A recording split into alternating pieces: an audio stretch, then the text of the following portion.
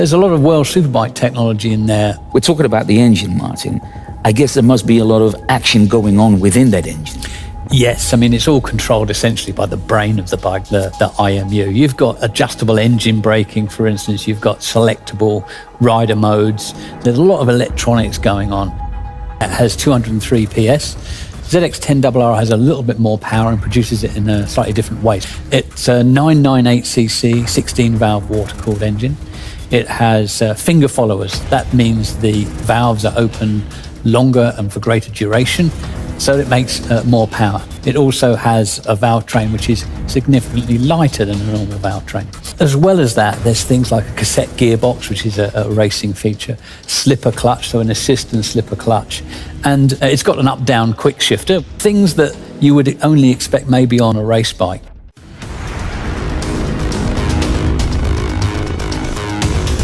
Inside the engine, there's a lot going on, but in terms of the chassis as well, there's a lot of updates. It's got Brembo M50 calipers as an example, but on the RR, the way that it differs from the R is that it's also got things like Marcazzini wheels, which have been developed specifically for the ZX10RR. The RR is what you would call race ready. Yeah. So it's ready to perform and to be modified or changed if you wish, or even ridden as it is for a super fast track day bike.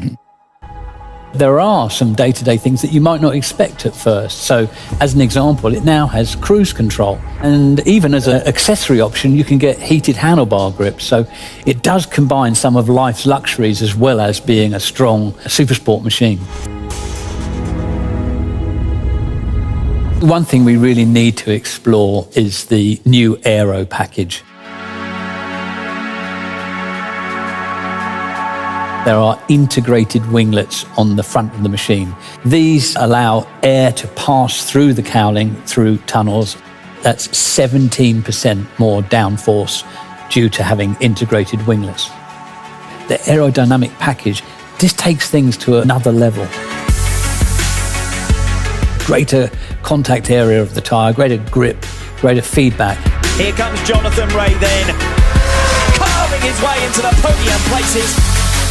Third race certainly looks above human. World champion in 2020, the celebrations can begin. Ray has done it for a 6th year in a row. Can you believe it? And on the rear seat, you'll see that that's changed the design as well.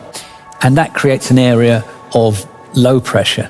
Add to that the fact that the screen is 40 millimeters higher, so the rider can tuck in more with those wider handlebars. And essentially the whole aero package has been changed. It's been developed from World Superbike, and it's making a real difference to ZX10R and ZX10RR for 2021. It's got a different dashboard as well for this year, right? Yeah, the TFT meter is different. It's really clear and easy to understand. The good thing is when you're concentrating on your road riding or even in track use, if you go to a track day, you can see it very clearly in your peripheral vision. And as you can see on the front of the machine, it has the river mark. So for 2021, the ZX10R and ZX10RR have that mark, which is only used on the most special and prestigious machines from Kawasaki. Road or race, there is only one choice, Ninja from Kawasaki.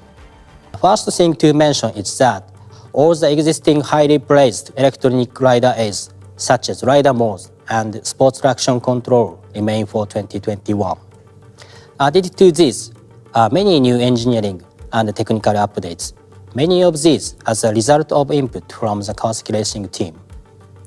Hours of testing by the factory team riders, providing information to KCH engineers, has resulted in a number of innovations for 2021, including a new aerodynamics package, compliance with Euro 5 for machines sold within Europe, and further refinements to the ZX10RR specification. Additionally, there is a new air-cooled oil cooler and new handlebar positioning, thanks largely due to the rigorous testing and feedback from the Kawasaki racing team. The cowling now features integrated winglets. As air passes over these, the effect is to create downforce. In fact, the 2021 ZX10R exhibits up to 70% more downforce than the 2020 model. It also has a new rear seat design that creates an area of low pressure behind the rider, and a taller screen resulting in more aerodynamics front profile and greater efficiency. For the 2021 ZX10RR, Panko lightweight pistons are new, while the Panko lightweight connecting rod comes as standard specification. These and other measures reduce the cylinder head group weight by approximately 500 grams and also allow the ZX10RR to rev 400 RPM higher, making more peak horsepower than the ZX10R, as the machine that has carried racers to the World Superbike Championship podium every year since 2015. The ZX10R is a super sports icon, and for 2021, we have made both the ZX10R and the ZX10RR even better.